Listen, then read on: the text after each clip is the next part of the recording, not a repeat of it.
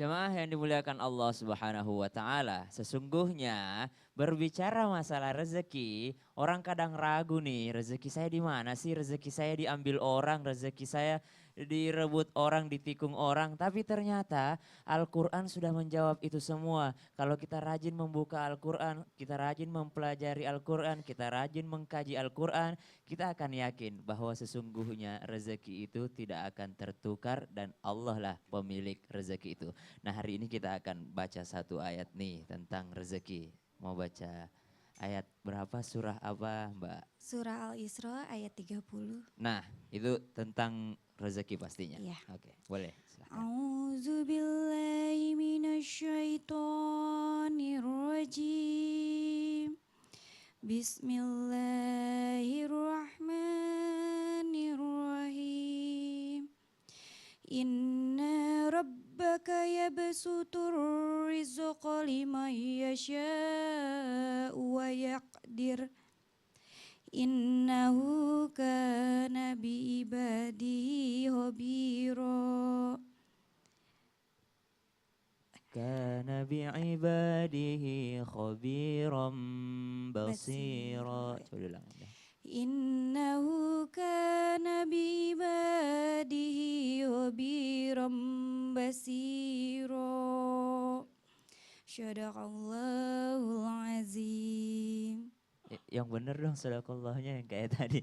Sadaqallahul azim.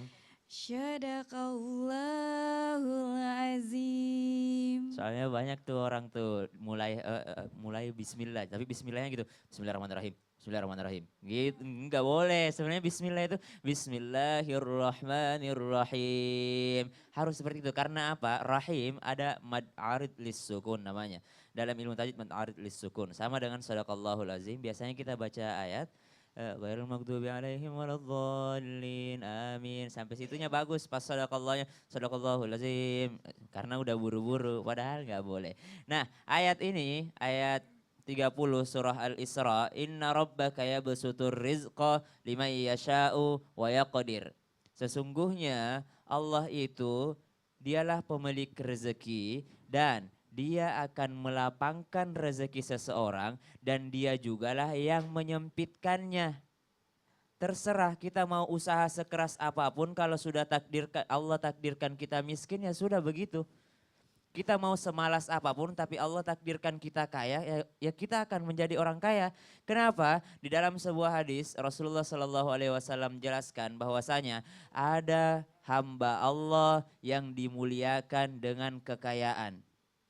Dan ada hamba Allah yang dimuliakan dengan kemiskinan. Mengapa demikian? Rasulullah jawab, hamba Allah yang dimuliakan dengan kekayaan, Allah tidak cabut kekayaannya karena apa? Ketika Allah cabut, Allah tahu dia bisa menjadi kufur gara-gara miskin. Hamba Allah yang tetap dibiarkan miskin walaupun dia sudah berusaha, Allah tidak kasih kekayaan karena apa? Karena Allah tahu ketika dia dikasih kekayaan maka dia akan menjadi orang kafir. Karena duit dia bisa pergi ke clubbing. Karena duitnya banyak dia bisa semena-mena sama bawahannya. Karena duitnya banyak dia bilang ngapain saya berdoa, ngapain saya sholat lagi kan duit saya sudah banyak. Gitu. Terkadang ternyata Allah memberikan kita ujian, rezeki kita disempitkan misalnya Allah sempitkan rezeki kita ternyata supaya kita semakin dekat kepada Allah Subhanahu wa taala. Shadaqallahul azim. Terima kasih Pak Fitri. Ayo kita ke depan dulu. Bacaannya bagus banget ini. Masya Allah. Bacaannya bagus. Bacanya udah Ustazah bagus banget. Udah ya. cantik. Iya. Jago baca Al-Quran. Alhamdulillah. Kemarin aku ada pengajian. Ada yang titip salam sama Ustaz Sam. Cewek, ya Kori internasional. Saya ingatkan aja. Masya Allah. Gak ada yang nitip salam buat saya? Kebetulan ada. Ada, siapa? Nanti. Nanti Japri aja ya. Ya. Nah jamaah masih dengan tema rejeki direbut orang ya. Tadi juga sedikit udah ada ambil dari surat Al-Quran di situ tentang Al-Isra. rejeki nggak bakal ketukar ya. Benar. Oke, terus bagaimana atau apa sih bahayanya kalau orang berprasangka buruk, menyangka atau menyalahkan orang, rejeki saya diambil sama orang. Nah itu kira-kira gimana Ustadz Maulana, silakan. Ya. Jamaah! Oh jamaah! Alhamdulillah. Menyikapi tentang rezeki tidak usah takut. Tidak usah takut. Beda harta, beda rezeki, beda karunia, beda kenikmatan. Itu bertingkat-tingkat. Bertingkat-tingkat. Banyak orang punya harta tapi belum tentu punya rezeki. Dan ketika orang punya rezeki belum tentu dia punya karunia. Karena bisa jadi dia dapat rezeki dari pemberian orang. Tapi ketika kita memiliki karunia itu hebat. Walaupun sedikit tapi itu karunia itu akan menyebar. Itu luar biasa. Sekalian apa sampai di situ saja? Tidak. Ada orang punya karunia tapi belum punya kenikmatan. Salamun hiya tamatul fajar. Kedamaian, damai, nikmat. Sekarang pertanyaannya, apa bahayanya kalau kita selalu menyalahkan orang lain terhadap berkurangnya rezeki? Mohon maaf, jangan pernah menyalahkan orang. Ketika engkau saling menyalahkan, yang engkau akan salahkan adalah Allah. Kenapa Allah memberi aku rezeki cuma sekian? Mohon maaf, Allah punya rencana yang kita tidak tahu rencana itu. Ternyata rencana itu terbaik buat kita. Bahayanya jika kalau kita menyalahkan orang lain akan berakibat fatal tersebut sebagai kufur nikmat atau putus dari rahmat Allah. Ibu, takut nggak suaminya diambil orang? Kalau begitu pelihara suaminya, dijaga suaminya. Ada tanamkan kepercayaan itu, tanamkan kepercayaan. Suami itu rezeki atau karunia? Bisa jadi rezeki, bisa jadi karunia. Tergantung bagaimana kita menyikapi suami itu apakah jadi rezeki atau karunia.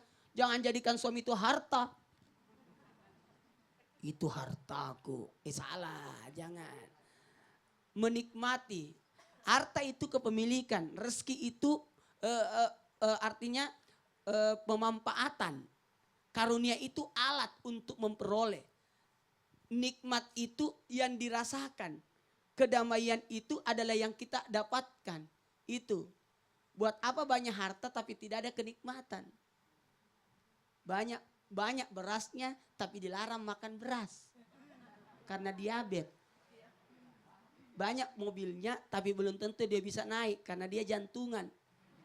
Kagetan. Itu kan begitu.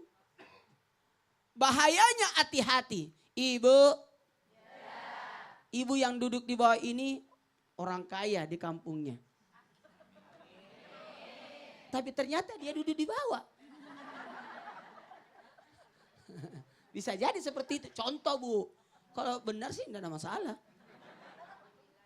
Ibu ini kaya tapi ternyata sampai di Islam itu kok dia duduk di bawah ya. Tiba-tiba ibu bawa asisten rumah tangganya. Ternyata asisten rumah tangganya duduk di atas. Inilah aturan. Bayangkan banyaknya orang punya harta, punya anak. Tapi yang nikmati orang lain. Ini yang tanpa kita sadari. Nikmati. Rasakan. Sehingga hilang yang namanya iri hati. Jangan sibuk menghitung hartanya orang. Tapi bagaimana kita supaya bisa lebih baik. Buat pemikiran inovatif. Mohon maaf. Ketika kita saling menyalahkan. Timbullah kekufuran, timbullah dosa di balik dosa yang lain. Iya, pasti iri itu. Dari mana dia bisa dapat uang itu? Seperti itu Bu ya Bu? Bu? Belajar ya. Belajar dari orang-orang yang di sekitar kita yang alhamdulillah qanaah, merasa cukup. Ya sudahlah, rezekiku memang ini, alhamdulillah. Ada seorang guru mengajarkan kepada muridnya kalau mau cari wali ada di pasar. Penjual semangka. Itu wali Allah itu.